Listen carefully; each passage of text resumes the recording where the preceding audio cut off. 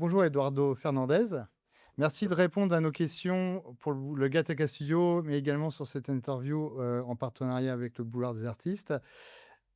Avant de rentrer dans le sujet d'un beau concert qui aura lieu au Magic Mirror le 26 juin avec deux formations dont tu es le chef d'orchestre, c'est l'Orchestra Missol et le Buena Vista Social Le Havre.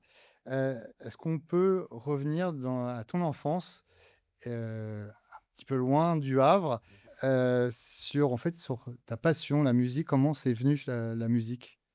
Bon, tout d'abord, je suis né à Cuba, euh, à la ville de Santiago de Cuba, vraiment loin d'ici, de l'Europe, d'ici de la France. Et, et je suis commencé à l'âge de 10 ans la musique. Et Mhm. c'était plutôt grâce à ma mère qui m'a poussé un peu là Qui dirigeait vers la musique. vers la musique. Au début, j'avais. Parce que mon père, même si mon père il n'était pas musicien, mon père il était prof de physique et tout ça.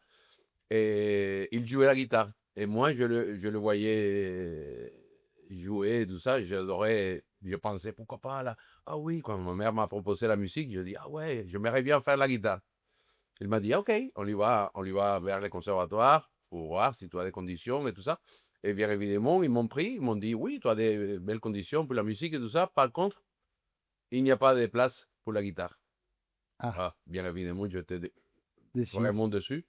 Et je me suis dit, bon, qu'est-ce que je fais, maman?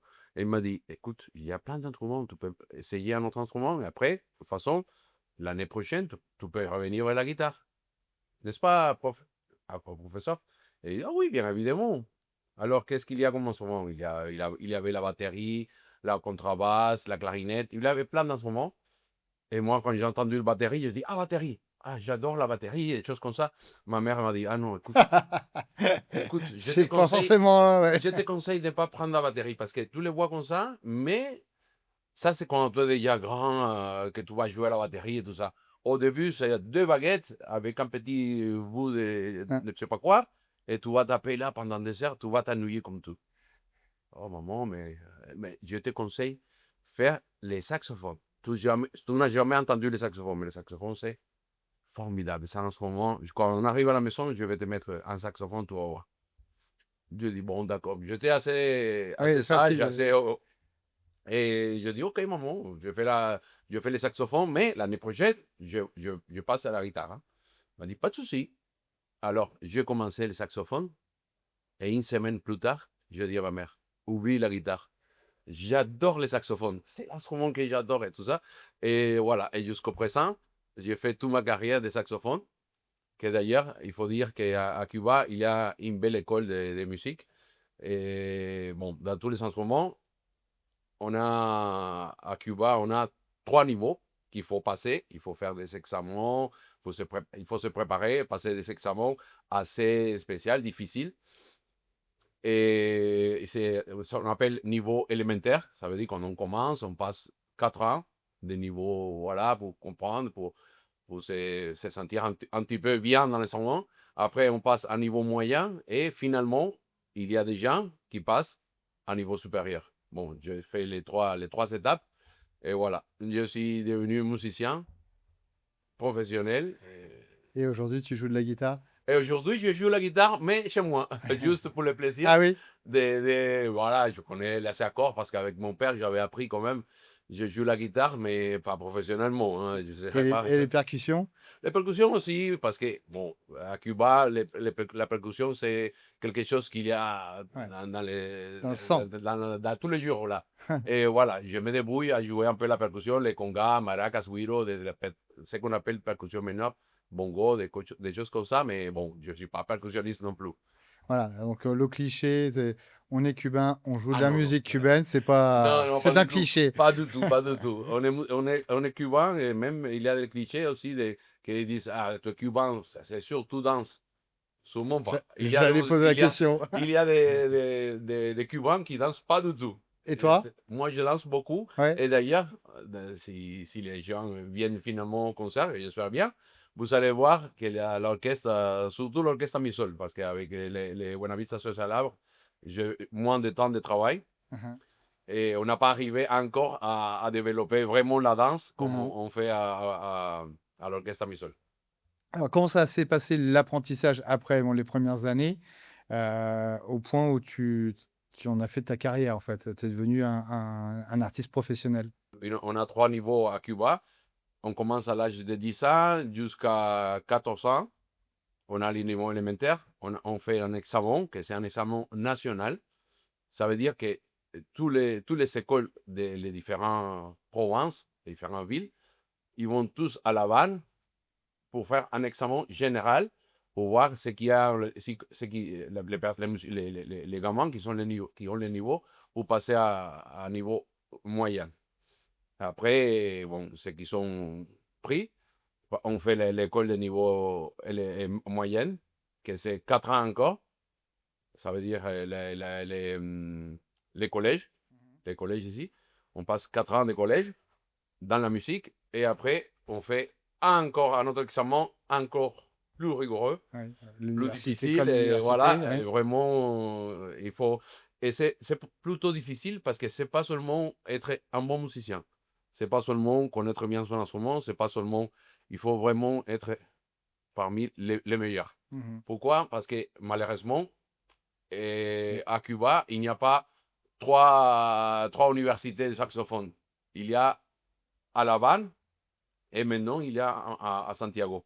Mais à l'époque, quand je te dis, il n'y avait qu'à La Havane. Ça veut dire que tous les élèves de tous les pays, ils vont aller à La Havane à étudier. Et tu peux être peut-être un très bon musicien, mais Le tri il était y a fait. exactement, il y a, par exemple, je me souviens à mon époque, et, et je suis finalement entré à l'Institut, un institut supérieur des arts, grâce, on peut dire, grâce, pas seulement à la qualité que j'avais, sinon aussi à mon prof. Mhm. Parce que mon prof, cette année, l'année, c'était en 86, quand je suis rentré à l'Institut, et il y avait seulement 2 places de saxophone. Et on s'est présenté 8 musiciens, Ouais, si 8 déçu. saxophonistes. Mhm. 8 saxophonistes, on s'est présenté à la preuve. Et finalement, il avait 2 places et mon prof, il a dit, ah non, écoutez, je ne peux pas accepter seulement 2 places. J'ai absolument besoin de que au moins ces 4-là soient ici. Peut-être l'année prochaine, vous ne me donnez pas de place. Mais cette année, ces Là, 4-là, là, je ne peux pas les laisser partir. ils ont le niveau, Ils quoi. sont vraiment les niveaux, je ne peux pas les laisser partir. Et grâce à ça, on est tous rentrés, et bon, les 4 sont rentrés dans l'institut. Ça veut dire Ouais. que c'est un examen assez difficile parce que ce n'est pas seulement la musique, c'est l'éducation générale. Il faut connaître un peu de la musique générale, un peu de la vie, un peu de tout. Alors justement, là, à cette époque-là, c'était quoi tes influences musicales? Qu'est-ce que tu écoutais? Qu'est-ce que tu appréciais? À cette époque-là, j'étais plutôt dans la musique classique. Oui. Oui. Et la passion pour les jazz et la musique traditionnelle cubaine, ça m'est venu beaucoup plus tard. Mm. Parce que j'étais vraiment passionné par la musique classique. Je faisais l'école classique, que d'ailleurs, à Cuba, on fait une école classique tout le temps. Mhm. Et c'est Et après après, que qu'on se spécialise. après qu'on se spécialise, chacun pour soi. Hein. Mhm. C'est pas, il n'y a pas à Cuba une école de jazz Mhm. comme aussi aux États-Unis ou même ici en France. Et ça n'existe pas à Cuba. Il existe une école classique, on apprend vraiment la musique classique et après, chacun fait On prend comme. ses influences Exactement. et l'expérience, les concerts. Exactement. Ah, Après, c'est ça. Après que je suis diplômé, que j'étais diplômé, c'est là que je commençais à être un peu vers le jazz, vers la musique populaire et tout ça. et alors, une fois le diplôme en poche, ça a été tout de suite de l'enseignement ou il y a d'abord une carrière de Le deux en musicien? même temps. Ouais, Le les deux deux en en même même temps temps. parce que, bon, à Cuba, on a après qu'on est diplômé, on est obligé de partir là où ils t'envoient pour faire ce qu'on appelle le service social. Ça veut dire Mhm. que tu dois rendre un peu J'ai appris. ce que tu as En tout cas, appris. tout ce qu'on t'a donné. Exactement. Et bon, une fois de plus, mon prof de l'Institut, Miguel Villafrela, que c'est un super musicien, il travaille à l'Université de Chile maintenant, mais il est diplômé ici en France. Il était D'accord. diplômé ici en France. Les études supérieures de saxophone, il a fait ici en France. Et mon prof, il a demandé que ses élèves qui travaillaient déjà avec lui, de rester à La Havane. Parce que normalement, je devais partir à Santiago à donner des cours, et l'autre devait partir à Camagüey, parce on était face de La Havane. Et on a resté tous à La Havane en même temps. On a fait une carrière avec lui dans un quatuor de saxophone. C'était formidable. Quarteto Villafrela. Et après, en même temps, on donnait des cours dans l'École nationale de musique. Alors avant de parler de ton voyage vers la France, quels ont été les moments les plus forts de ta carrière à Cuba avec des professionnels, des moments forts, des concerts avec qui J'ai eu pas mal de moments très, très forts. J'ai joué pendant 20 ans. J'ai joué dans un groupe formidable qui s'appelait Havana Sax. C'était un quatuor de saxophone plus la percussion. Et on a tourné pendant 20 ans dans plus de 40 pays. Et dans tous ces concerts-là, j'ai eu l'occasion de croiser des musiciens que jamais dans ma vie j'aurais pensé pouvoir pouvoir les connaître côtoyer? personnellement, Ouais, les ouais. tutoyer, les voir comme ça, tout direct. Et voilà, je pouvais mentionner Michael Brecker, que je l'ai vu là, j'ai même dans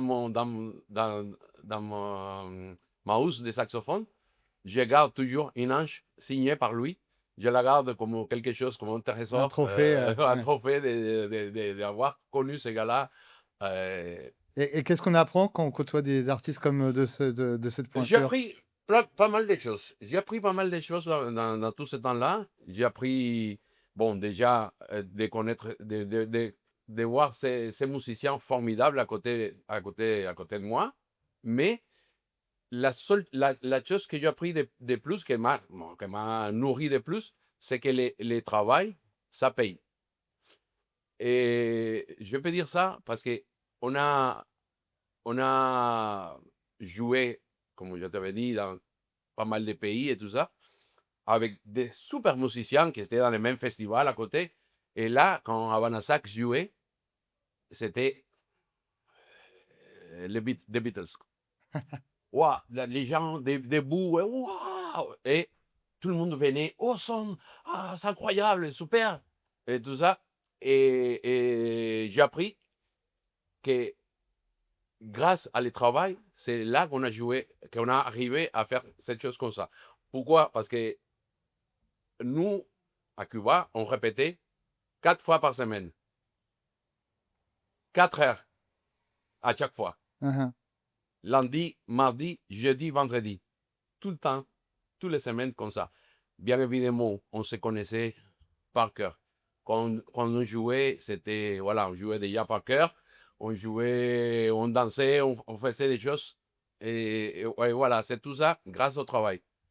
Et même si je jouais à côté des musiciens comme Michael Breck, comme Mike Esther, comme Bob Berg, comme plein de musiciens du jazz formidables, quand on jouait, c'était Havana Sax. Waouh, c'était, voilà. Et c'est grâce au travail parce que je ne pense pas qu'on n'est pas les meilleurs saxophonistes au monde, même pas les meilleurs saxophonistes de Cuba, mais comme grâce à tout ce travail, et aujourd'hui, je me bats avec Orchestre Misol, avec les musiciens ici au Havre, Pour avoir le même pour niveau. avoir pas le même niveau parce que vraiment c'est un niveau professionnel. Et bon, dans mon orchestre, Misol, j'ai super, des super musiciens professionnels, mais il y a aussi des bons amateurs. Uhum. Et, et pareil ici Buena dans Vista les Social. Buena Sociable, c'est pareil. Bien évidemment, c'est difficile d'avoir un niveau professionnel quand il y a des gens qui sont quelque chose à côté. Bien Mhm. évidemment, tout le monde travaille. Oui, on Et ne peut choses, pas répéter autant d'heures. exactement, mais je me bats pour qu'on puisse arriver au moins à avoir un bon niveau, avoir à chaque présentation, Ouais. voilà, que ça Et soit quelque chose. ressentir les émotions que tu as pu vivre Exactement. à cette époque. Alors justement, pourquoi ça s'est arrêté? Pourquoi aujourd'hui tu vis à Paris? Alors ça t'est quoi la transition? Qu'est-ce qui s'est passé? Oui, la transition, c'était assez difficile Et car j'étais encore avec ces groupes à Cuba, que c'était super à chaque fois. Je me sens, pour moi, c'était ma vie. Et dans une tournée, on est venu ici en France. On venait à l'époque, on venait très souvent ici en France. Je suis tombé amoureux de ma femme, de Ah, ma actuelle voilà. femme aujourd'hui. Je suis venu ici, je l'ai connue, voilà, voilà, on a commencé une relation. Et voilà, à chaque fois, je rentrais même, comme ça, je rentrais à Cuba et on continuait à s'écrire, à s'envoyer. Et à l'époque, c'était encore plus difficile qu'aujourd'hui, parce qu'aujourd'hui, on a les WhatsApp, on a plein de Mm, choses, mm. mais À 20 ans l'époque, avant, c'était pas évident. ouais, c'était le début d'Internet. Exactement, Ouais. pas, pas seulement le début d'Internet, sinon qu'à Cuba, Oui, donc, l'Internet, c'était, bah oui, il fallait aller dans un centre, je sais pas quoi, pour écrire. Des fois, je passais 1 heure pour avoir la connexion. Et après, il me restait, parce qu'il fallait acheter une carte pour avoir la connexion. Après, ça me restait 10 minutes pour envoyer quelque chose ou pour lire, parce que la connexion, mm. ça ramait. Voilà.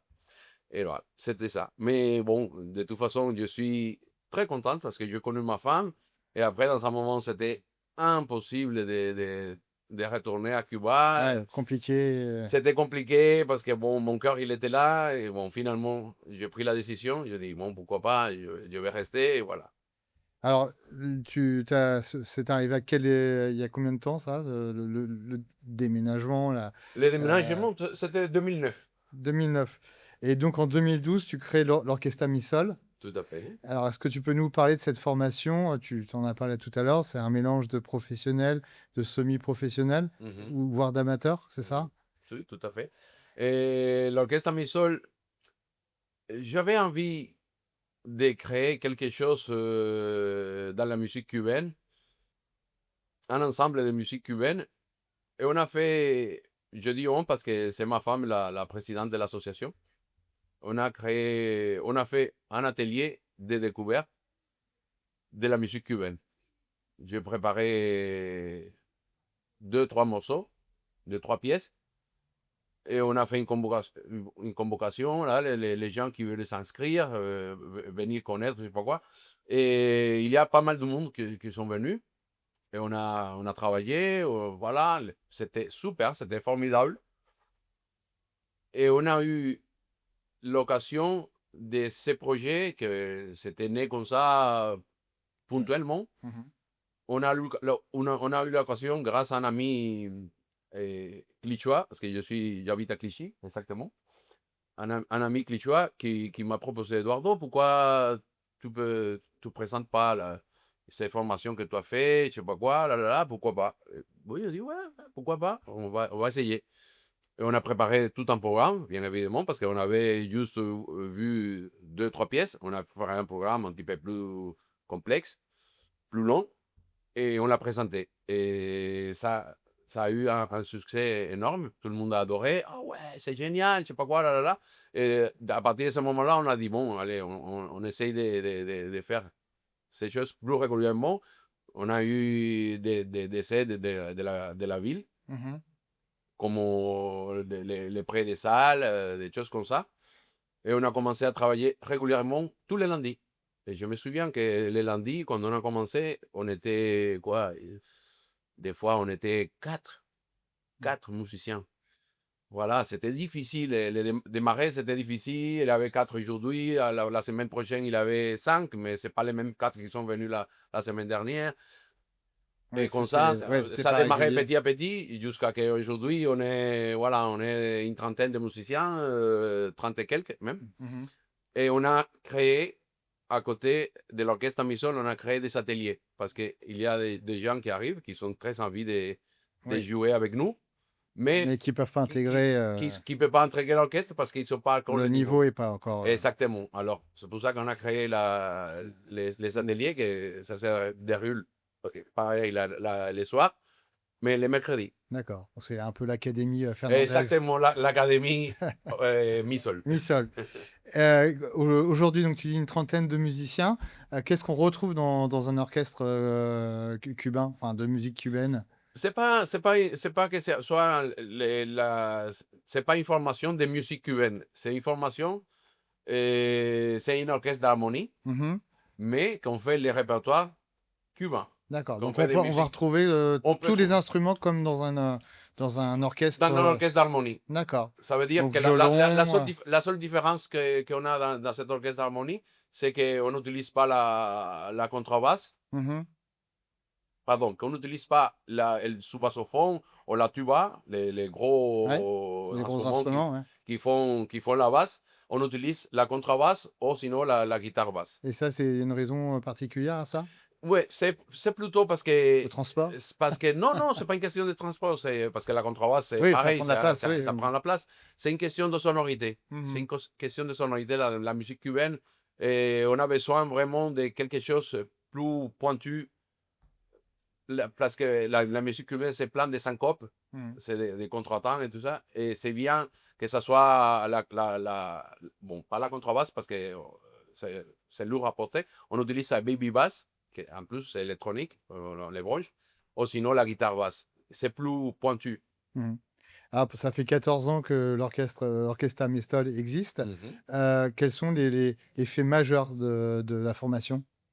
Les concerts les plus importants ou les festivals les plus importants auxquels vous avez participé? On a participé dans pas mal de choses assez importantes. On a fait quelques festivals. Mais je pense que la chose qui a solidifié plus l'orchestre, c'était notre voyage à Cuba. Ah oui, aux On est sources. allé en 2018, on est allé à Cuba et ça a solidifié pas seulement les groupes, parce que bien évidemment, on a resté ensemble pendant 15 jours Mhm. dans un autre pays, bon, à l'étranger pour eux, c'était mon pays, mais, mais plutôt parce qu'on a fait de la musique cubaine pour des étrangers à Cuba. Ouais. Alors là, ça nous a permis vraiment de monter les niveaux.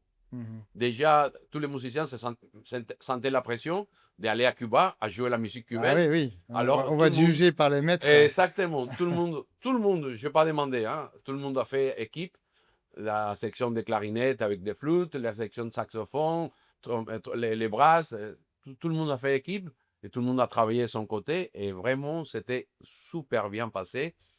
Les gens sont adorés et c'est pas seulement parce qu'on fait, bon, on fait plutôt de la musique cubaine, mais on fait la musique latino-américaine ou caribéenne. On fait la musique, on a des pièces de la Colombie, de la République dominicaine, on a des pièces un petit peu partout, merengue dominicain, on a plein de répertoires. Et aussi, on fait la musique française. On a quand même déjà quatre pièces de la musique française. Des morceaux que vous réarrangez. Exactement, par exemple, La Vie en Rose, la Ouais, Douce France, La Javanaise, des pièces ouais, vraiment connues des de la musique, standards. des standards de la musique française, mais on les fait à la cubaine. Hmm. Et c'est vraiment quelque chose. Ça,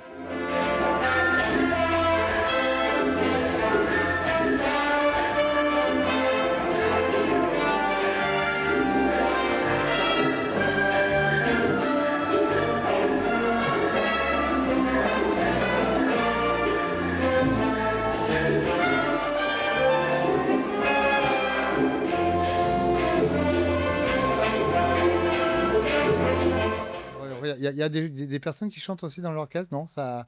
on chante tous, Ouais. parce qu'on n'a pas de solistes Ah, chanteurs.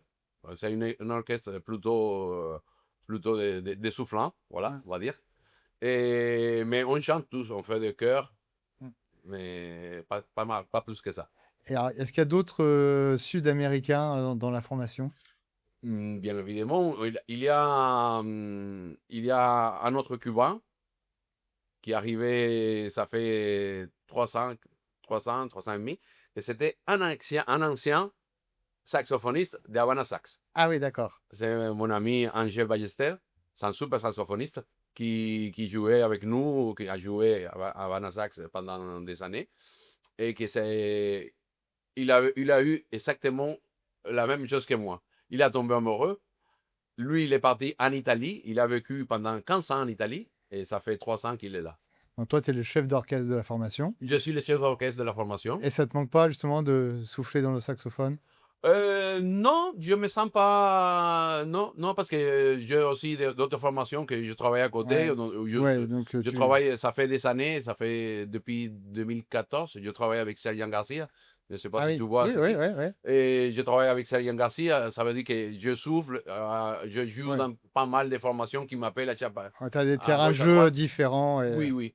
Et de toute façon, de temps en temps, quand c'est nécessaire, par exemple, quand on a fait la tournée à Cuba, et j'ai joué 2 pièces avec l'orchestre. Ah, Moi, en tant que soliste, j'ai joué le vol du Bourdon, un arrangement formidable d'un ami à moi, qui est, bon, malheureusement, il est décédé.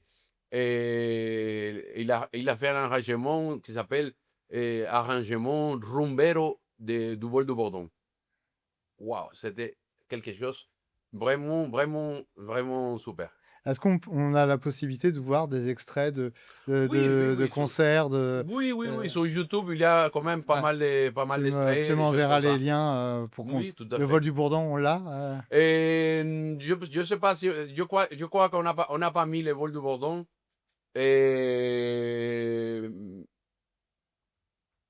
sur une plateforme. Je crois qu'on l'a pas mis. Mm. Mais sinon, si Oui, tu le veux, je vais te l'envoyer ah, je veux directement. bien, je veux bien.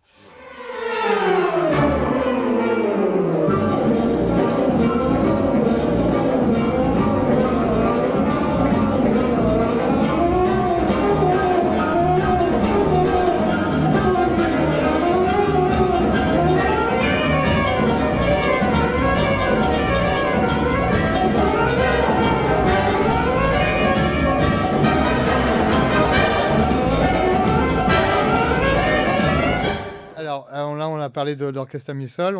Avant de parler du Buena Vista Social de Havre, l'enseignement, comment ça a démarré? Parce qu'évidemment, la formation du Havre sont des élèves que tu as depuis quelques années maintenant. Mhm. Tu as commencé à enseigner à Paris, peut-être avant?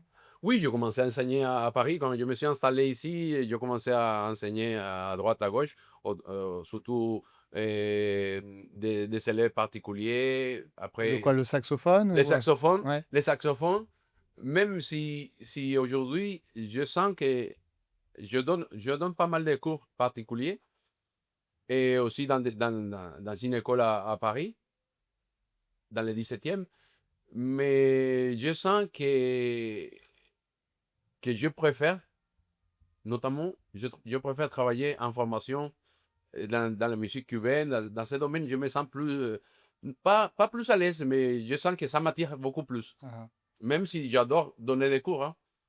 Mais je sens que donner des cours, bon, même je le fais assez régulièrement. D'ailleurs, je donnais un cours ce matin, euh, avant de venir, à Paris. à Paris. Ouais. Et- mais je sens que,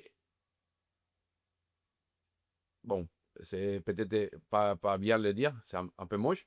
Je sens que je perds, qu'il y a quelqu'un qui est en train de voler mon temps. Ah oui. J'adore, j'adore travailler mon saxophone. Quand je suis chez moi, j'adore travailler mon saxophone. Si j'ai 1 heure, allez, je vais bosser, je vais travailler mon saxophone. Et je sens que quand je donne des cours, bon, je sens que je perds 7 heures pour travailler pour moi. Ah, ah. Mais bon, je le fais, c'est un plaisir Ouais, toujours de voir. partager entre les deux. Exactement.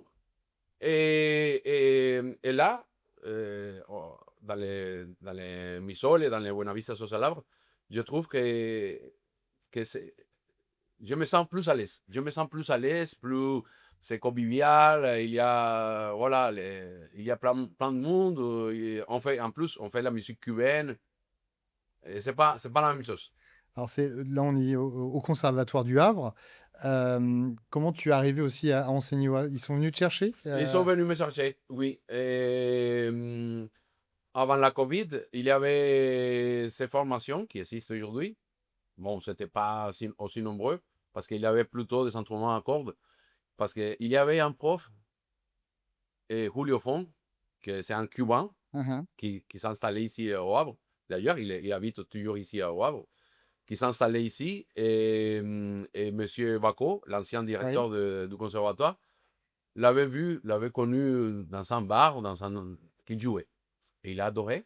Il a dit, ah, écoute, pourquoi pas, pourquoi tu veux pas venir, essayer, je sais pas quoi, un atelier cubain, je sais pas quoi. Il a dit, ah oui, oui. Il est venu, il a fait ses formations. D'ailleurs, c'est un super musicien, hein, Julio Font.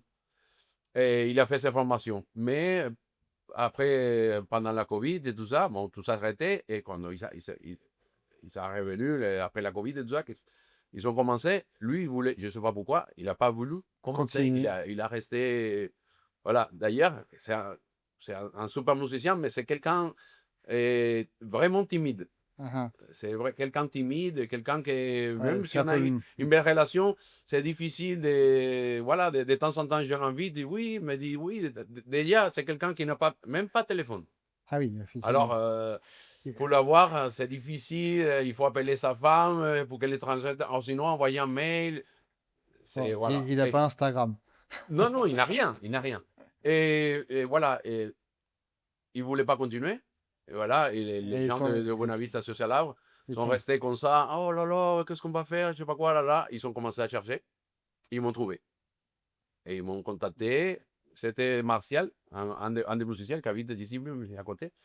Et Martial m'a contacté parce que il y a une nièce de Martial qui jouait avec moi à Misol. Ah, ah. Ah oui, Et d'accord. voilà, et c'est ça, ils ont fait La relation, là. voilà, les liens là. Hmm. Et voilà, Martial m'a contacté, il m'a dit, Eduardo, je sais pas quoi, on est intéressé de que tu sois, que tu viennes avec nous, je sais pas quoi. Là, je dis, écoute, moi je suis partant, pourquoi pas, c'est quelque chose qui me plaît énormément.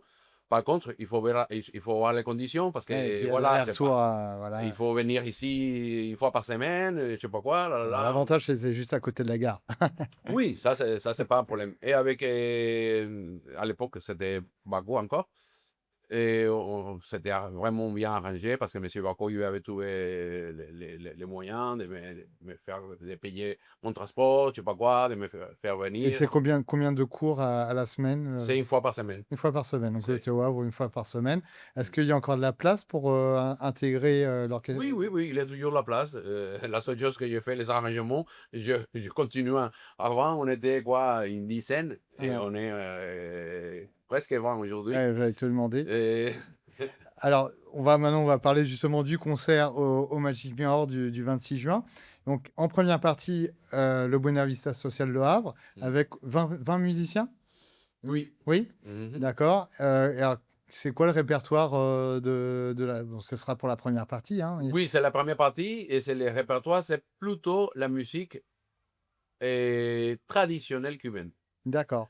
La musique traditionnelle cubaine. La musique traditionnelle cubaine, ça veut dire des dansons, des danses, un style plus ancien que ce qu'on joue aujourd'hui. Aujourd'hui, c'est plutôt ce qu'on appelle salsa, ou plutôt la timba, plutôt la musique plus actuelle. C'était la musique, c'est la musique traditionnelle cubaine qu'on va jouer. Mais D'accord. c'est un super beau répertoire, hein. Ah, donc, avec 20 musiciens Mhm. qui te suivent là, depuis 3-4 ans, quoi. Oui, là, juste après la Covid, Ah, hein. depuis 2021, voilà, ça fait déjà 5 ans. Bah oui. Mm. Et donc, Orchestra Mi Sol. Donc là, tu me disais trentaine, quarantaine de Oui, non, non, musiciens. on est une trentaine, mais bien évidemment, on ne viendra pas une trentaine parce que déjà, les magiques, la La scène, scène, oui, bah, j'allais y venir aussi, ouais, de ouais, la oui, scène. on Comment... sera pas, on sera une vingtaine de une, musiciens. une vingtaine de Une musiciens. vingtaine de musiciens. Donc on pourra, bon, pour les fans de musique, de musique cubaine, il y aura la possibilité de danser, de bouger pendant le concert. Ah oui, tout à fait, tout à fait, tout à fait, tout à fait. Les gens, d'ailleurs, on fait, que j'espère qu'un jour on aura l'occasion de le faire ici au Havre, pourquoi pas. On a une proposition de quelque chose qu'on appelle les rondansons. Je ne sais pas si tu connais, bon, j'imagine que tu connais, c'est que dans une époque, il s'appelait l'été dansant. Oui, bien sûr, hein. L'été dansant, c'était voilà, quelque chose comme ça. Et ma femme, elle a eu l'idée, il dit, pourquoi on ne fait pas un rhum? Parce que les rhum, c'est pas l'été qu'on boit à Cuba. Les rhum et dansons, c'est un genre de la musique cubaine. Pourquoi on ne fait pas un rhum dansant? Et c'était un bal cubain qu'on l'a fait il y a 400 fois.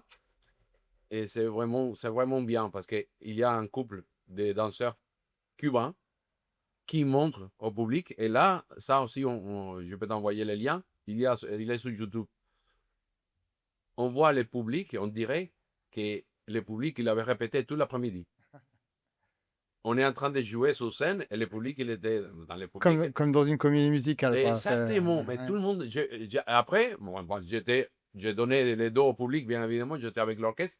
Mais après, quand je vois la vidéo, c'est hallucinant comment les gens ils dansaient des bien avec ces couples de danseurs qui sont vraiment bien animés la soirée. C'était super. Ah, c'est vrai qu'il y a une vingtaine d'années, il y a eu une petite vague de musique, de danse, de musique cubaine Oui, oui, oui. en France. Et je pense qu'il y a toute une génération là, qui sont assez friands Oui, tout de à ces fait, tout à fait. rythmes-là. Et c'était pas une petite vague parce que quand Ouais, même le Buenavista Social Club, ouais. il a vraiment poussé, il a mis la Ouais, il y musique avait cubaine dedans. Yuri Buenaventura Oui, aussi. et tout ça, Ouais, ouais, voilà, les gens, tout le monde dansait. ouais. De toute façon, même si aujourd'hui, c'est pas la même tradition que ça fait, je sais pas, 20 ans, même aujourd'hui, on voit dans des endroits qui se dansent la musique cubaine, la musique populaire, la musique caribéenne. Et c'est blindé, les gens ils dansent, et c'est pas des Colombiens ou des Cubains, non, c'est des Français que je les vois, waouh, ils dansent bien parce qu'il y a des écoles de danse, des choses comme ça, c'est vraiment super. Mm. Quels sont les projets à venir des deux formations, hein, que ce soit le Bonavista Social Le Havre? Est-ce que c'est pour objectif de faire d'autres concerts en dehors de celui du Magic Mirror? Mhm. Est-ce qu'il y a d'autres projets pour d'autres ambitions pour cette Oui, formation? on a toujours des ambitions. Pour le Buenavista Social Hour, c'est pas, il n'y a pas énormément de choses, parce que bien évidemment, ça fait pas très longtemps qu'on s'est formé, ça fait pas très longtemps, parce que même si on travaille déjà, ça fait 5 ans qu'on travaille ensemble, euh, 5 ans, c'est pas énorme Mhm. pour faire vraiment monter le niveau. En plus, on se voit une fois par semaine, c'est pas non plus, Ouais, mais bon. faut- On a quand même pas mal de temps en temps, on a des propositions. On a fait, ça fait pas très longtemps, ça fait quelques mois. Je me souviens pas exactement dans quel mois c'était. On a fait les Pasinos ici au Mhm. Havre. D'accord. Et c'était bien, c'était super. C'était les chefs d'orchestre de Nadine Corral qui m'a dit Eduardo, bon, on peut pas partager la scène, je sais pas quoi. Il dit, ah, pourquoi pas? Ouais, les Buenavista Social Havre a joué, ils ont chanté. Et après, on a fait une fiesta et un morceau ensemble. Et c'était vraiment bien. On a toujours des projets, des choses à l'avenir. Ouais, bon, la Normandie est grande, hein, Ah oui, oui, il oui, faut aller. La Normandie, la France est en- grande, l'Europe est grande. Et ouais, ouais, pourquoi pas. Et donc, du coup, pour l'orchestre Mistol, Pour l'orchestre Misol, bien évidemment, on a beaucoup plus de choses parce que ça fait déjà oui, beaucoup 14 plus de ans. temps Ouais. qu'on travaille ensemble et on cherche toujours, il y a toujours des belles propositions. D'ailleurs, cet été, on a quand même pas mal de concerts à venir, Ouais. surtout les mois de mai et juin. C'est vraiment, je suis blindé.